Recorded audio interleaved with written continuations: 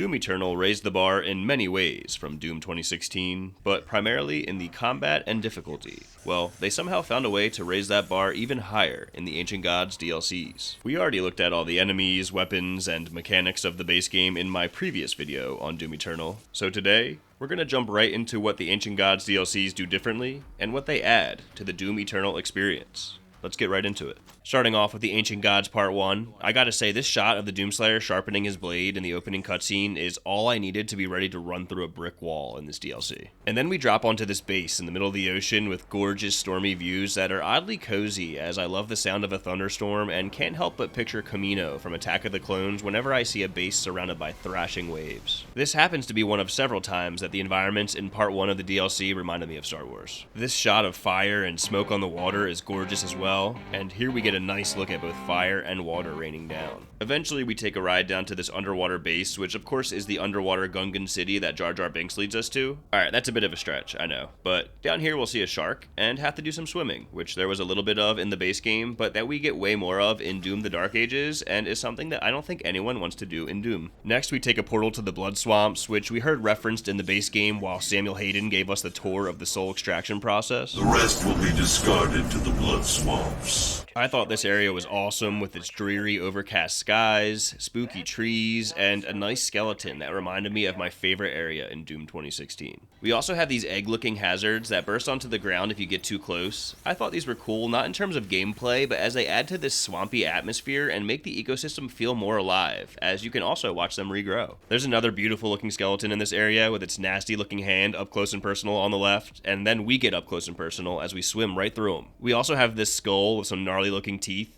But the most remarkable thing about this area is when we get right up in the swamp and have to fight in the water enveloped by this dense fog while bugs buzz around us as well. I loved this as they limit our visibility to provide new challenge, and it looked awesome when you could only catch the silhouette or glow of an enemy through the fog. And if we continue with the Star Wars comparisons, this section of course would be Dagobah, where Luke goes to train with Master Yoda. The last section of Ancient Gods Part 1 is the Holt. If you watched my Doom Eternal review, you'll know that Urdak took my breath away, and we get more of that here with these Japanese maple-looking trees, insane Prometheus-like architecture, and skies that are a bit different than those which we saw in Urdak during the base game, but are equally as fascinating with more of a dark and destructive look with debris suspended in the air and strikes of lightning with what looks like the eye of a tornado at the center of it all. It's wonderful, and the indoor sections of this area give us stellar things to look at as well. As for new enemies and obstacles, we saw a glimpse of these eyeball turrets in the base game, particularly protecting the sightless judge. In the DLC, they are more prevalent, serving as a new challenge that you gotta strike at the right time when they are exposed, while other demons are attacking you at the same time. These turrets are more of a hazard than an enemy as they stay stationary, and the DLC also adds more hazards, like flames shooting out in an arena, as well as electrified floors, so you will need to be watching your step more than ever. Something that I did not mention in my review of Eternal was the tentacles that attack you, as there was so much to talk about and they just weren't noteworthy enough to me. Well, the tentacles are back in the DLC and still aren't very noteworthy, but I did like the use of them in the water here where you can't see the hole they're about to come out of, and also there's giant tentacles now. Another enemy that doesn't get a giant version of itself but does get an altered version in the DLC is the Whiplash, who now can be invisible. Their slitheriness combined with being invisible is a great challenge that made me feel like a genius for lighting them on fire to be able to track them. Also, I thought the use of them in this swampy area was brilliant as they could really sneak up on you. We also have a new version of the Maker drones called the Blood Maker that is invulnerable until they launch up in the air to strike, leaving them susceptible to a headshot in the process. This is where we really start getting into where the DLC found new ways to add difficulty. The most prevalent of those ways is the addition of spirits, who possess enemies, giving them a blue glow to their eyes and making them empowered. Killing a possessed enemy exposes the spirit, but you must kill them quickly or else they will possess another enemy. Where it really gets interesting is that you can only kill spirits with the microwave beam mod for the plasma rifle. I thought this was a great addition for 3 reasons. 1, it adds difficulty as it can be a challenge to stay locked onto the spirit until you can eliminate it while other enemies are swiping at you. 2, it forces you to use a weapon mod that I literally never used in the base game since the heat burst mod just felt way more practical. And 3, who doesn't want to feel like a Ghostbuster? The added difficulty isn't just in eliminating the spirits, spirits, but also in the enemies they have possessed, which are stronger, move faster, and are immune to the luxuries in combat that we had grown comfortable in having up until this point, like weak points, which no longer apply against a possessed enemy, or our ice bomb, which cannot freeze an empowered enemy. They really pull no punches on using spirits to make the game more difficult as we fight possessed tyrants and even a possessed marauder, which at least for me was a marathon of a fight. A new type of sequence we encounter is these chase the wolf sequences, where we have to follow this wolf staying within its bubble, or else we will take environmental damage. Then once they reach the Goblet of Fire, an enemy encounter starts with us confined to this small area unless we want to take environmental damage. These aren't my favorite sequences, but I appreciate them finding yet another way to challenge us, as our reliance on mobility will be put to the test here, as we need to be precise with our movements to keep enough distance from enemies to stay alive, but not so much distance that we end up outside of the sumo ring. And of course, they throw a marauder at us here because why not? Another new sequence we see, which is really just this one specific area, is this where they summon 100 of a certain enemy type while also providing us with a bunch of the ammo that we'll need to quickly take them down. So here we see enemies vulnerable to plasma damage with plasma ammo spread out all over, and then we have enemies that are susceptible to blood punches like the Pinky and Cyber Mancubus with a bunch of blood punch ammo all around. This brought me back to the level in Doom 2 where there's a bunch of doors, and behind each door is a bunch of one particular enemy. Fun stuff. This room was also interesting with all these platforms that we'll either need to get on top of to avoid electric floors or back off of to avoid electric pillars, with the objective of punching certain pillars to give us a path across the room. Pretty neat and different from the rest of the game, I thought. Some new features we see in the Ancient Gods Part 1 are the Slayer Gates, which now upon completion award us with a new upgrade called a Support Rune. I'll be honest, I didn't think any of these upgrades were very exciting, and there's only 3 of them. We also have a change to the secret encounters, with us now being awarded with the new skin for the Doomslayer if we complete both of the required encounters. Maybe I'm missing out, but I had no interest in removing the OG Doom skin.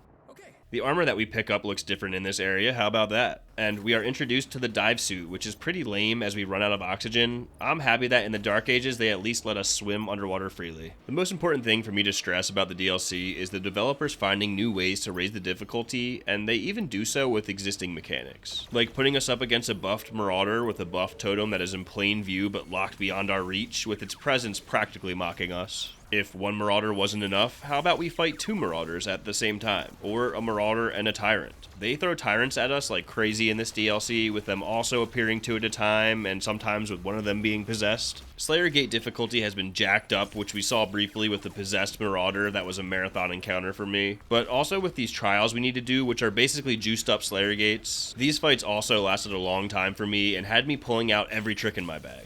Completing these 2 trials gives us the 2 halves of a pendant that activates our first boss battle of the DLC. I gotta start off by saying, unfortunately, the audio was bugged for me during this fight. It's just a constant loud white noise instead of music, which didn't fix itself even if I died and restarted the fight. Maybe if I restarted the game entirely, it would fix it, but I did not try that. Putting audio aside, this battle takes place in a stellar arena, where we fight against some floating eyeballs. The eyeballs fly around the arena shielded by a cube that opens up, allowing them to attack us, while also leaving them vulnerable to be attacked. This brings our eyes to the sky, but demons simultaneously chase us on the ground, so we need to keep ourselves and our eyes moving. Once we pop an eyeball, the cube drops, allowing us to punch it at the shield in the center. Repeat the process several times, and we have completed the Trial of Malagog. I like this boss battle as it was unique compared to the boss battles we saw in the base game, and was a decent challenge, which those 2 things are all I want out of a DLC. Also, we get a sweet cutscene after the fight revealing that the backdrop of the arena was actually a giant demon whose palm we have been running around in, and who lifts us up to an area up above. We crush this life sphere up here to save Urdak from the demons, but also turns our boy, the Seraphim, into one of the most annoying bosses I've ever faced. That would be the second and final boss of the Ancient Gods Part 1.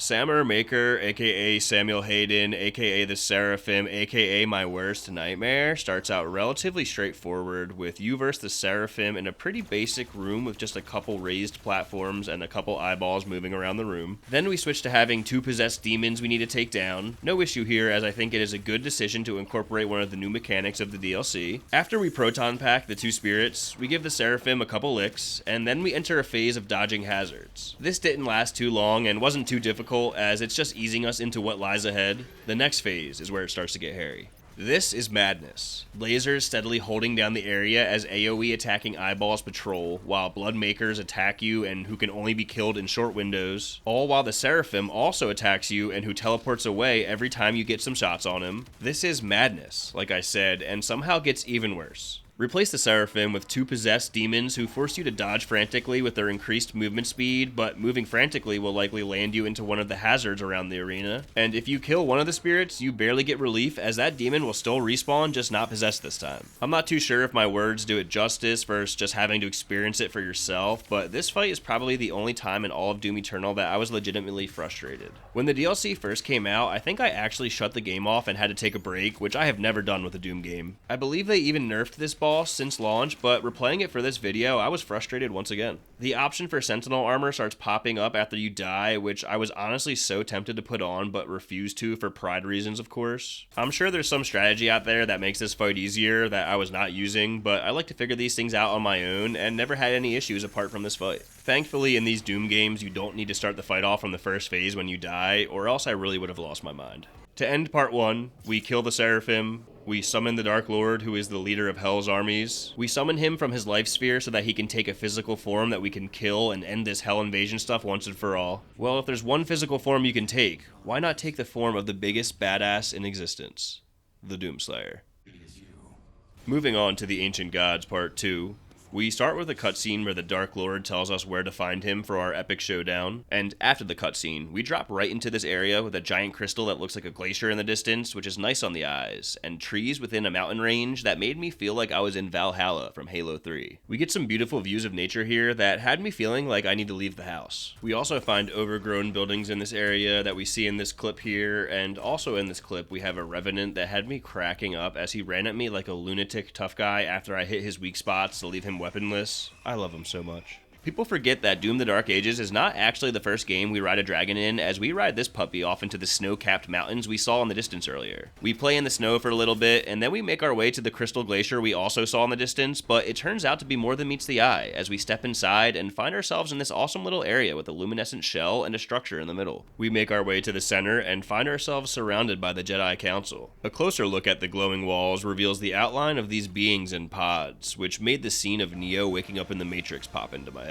Eventually, we end up taking this portal to Amora, which is where the Dark Lord told us to pull up on him at, and he shows up wearing a suit of armor like a total coward. An army of demons await our arrival, but we have reinforcements backing us up, and find ourselves in this large-scale Avengers Endgame-like battle of good versus evil. There is a lot to look at in this area, with ships flying around in the distance, and titans fighting off to the side. Just an epic scene filled with action all over. Further into Amora, we get a glimpse of the city with a busy sky of clouds, lightning, ships, and lasers firing all over. There's also these demonic troopers with boots on the ground who are donned with this Master Chief-looking armor that matches the Dark Lord's armor, as well as the buildings in this area. The troopers aren't very threatening, but they add another layer to the hectic scene we find ourselves in. Amora is the location for our showdown against the Dark Lord, but before we go there, let's take a look at the new enemies and features introduced in the Ancient Gods Part 2. We have the Stone Imp, who is vulnerable to the shotgun's full auto mod. Like the microwave beam, this is another weapon mod that I barely used in the base game, so I like that they came up with a way to incentivize us to use it in the DLC.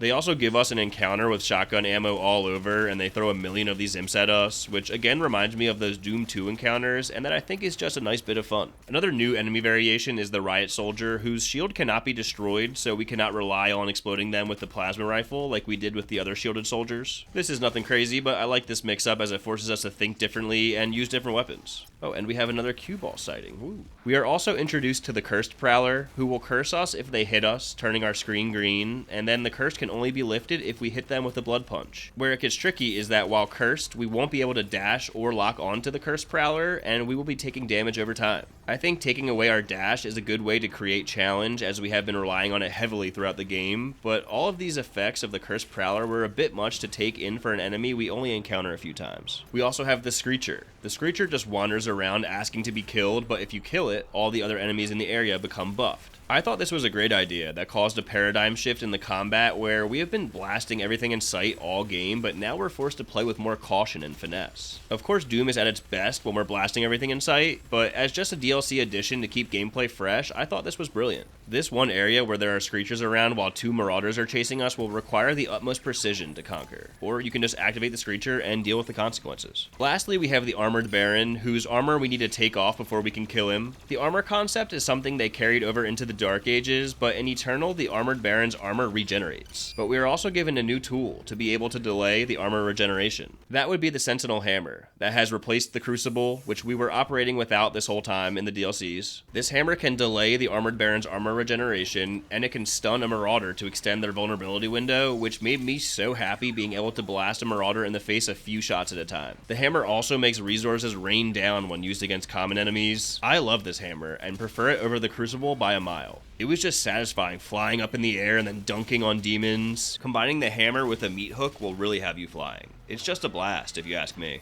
In terms of encounters in the Ancient Gods Part 2, we get some more Chase the Wolf sequences. We have a couple ambushes where we're trapped in a room full of barrels, similar to the good old Barrels of Fun level from Doom 2. The most notable of the encounters in the Ancient Gods Part 2 are the escalation encounters. These basically go back to the Gore Nest from Doom 2016, where you need to activate the Gore Nest and defeat the wave of enemies to progress. But now, since the DLC sets out to make things more difficult, there is an option to activate a second wave that is purely optional and is much more difficult than the first. The first wave gives you an upgrade for the hammer, and the second wave gives you a cosmetic. I don't care much about skins, but I'm here for the challenge, so I completed all of the waves, as we see here with this reference to the older Doom games and their monster closets. The second waves were definitely a good challenge, and that made me happy. The moment we have all been waiting for.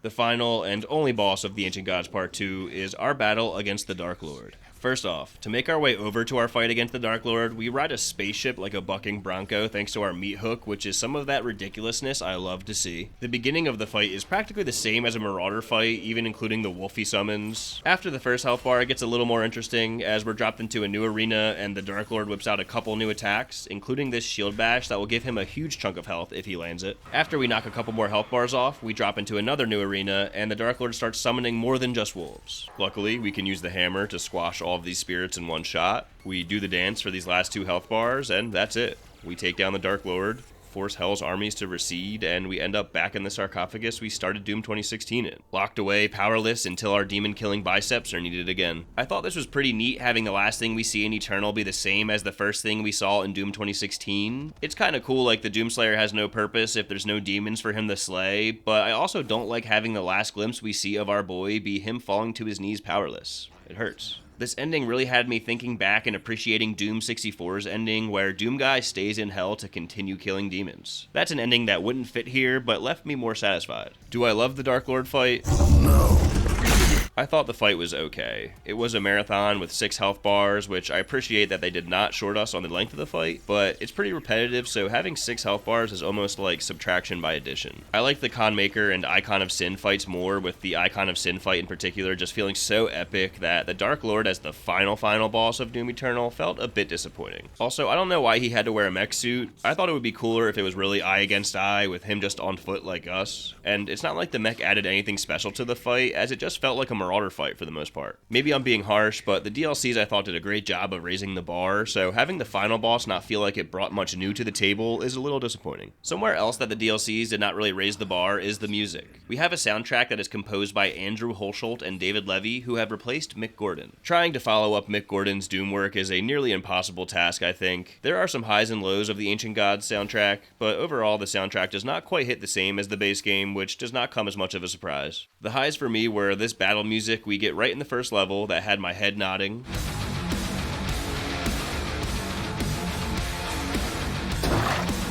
And that has some heavy guitar bends.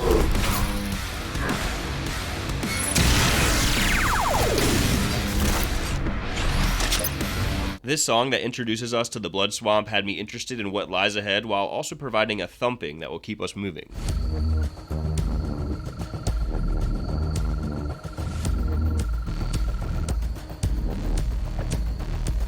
And this song in Amora that I think matches nicely with the chaos going on in the skies above.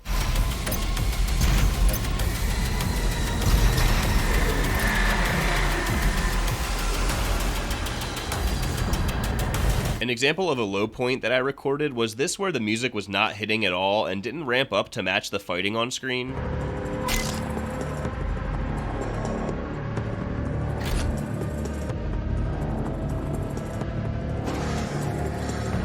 This obviously should not reflect poorly on the composers, as it was more of a game issue, and maybe there were moments like this in the base game that you could cherry pick as well, but either way, it's not a good look. With all that said, I do think this soundtrack still deserves a ton of credit, as it has some awesome tracks that I'm not sure how much time they even had to work on with the changing of the guard and with it being a DLC. Maybe the soundtrack doesn't hit like a Mick Gordon soundtrack, but I mean, I don't think every band sucks because they're not Led Zeppelin. But overall, I think these DLCs do a good job of upping the ante from the base game, new environments, enemies, mechanics, and most importantly, new ways to challenge us. Despite the Seraphim almost breaking me and the climactic Dark Lord fight not being great, I enjoyed my time with the DLCs. I will admit that the story in the DLCs did confuse me a bit, but like I always say, I don't play Doom for the story, so that did not carry a lot of weight for me personally. If you were someone who didn't love Eternal, I would imagine you liked the DLCs even less, as it was more difficult and dives further into the puzzle-like gameplay, as some call it. Something I have not yet mentioned is that it goes further into the platforming as well, most notably with the meat hook being utilized like a grappling hook to swing us around. I had fun with this, but again, could only imagine that people who already did not like the platforming in Eternal were not happy to see this. Looking at the poll I posted a couple weeks ago, I feel pretty much in line with this, where I was just happy to have more Doom Eternal to play, that I didn't immediately want to pick one DLC over the other, but if I had to choose, I would take Part 1, as the levels were more memorable for me. As always, I would love to see people's thoughts on the Ancient Gods DLCs down in the comments. This is my last video on Doom for the time being. I have a bunch of videos planned out on some other games that I'm excited to get going on, but video games are temporary, and Doom is eternal. So I will definitely be back to Doom in the future for any DLC that is released for the Dark Ages, and things like Final Doom and the Doom 3 DLC, which I have yet to cover. And I hope to see you all there. Until we meet again, Doomslayers.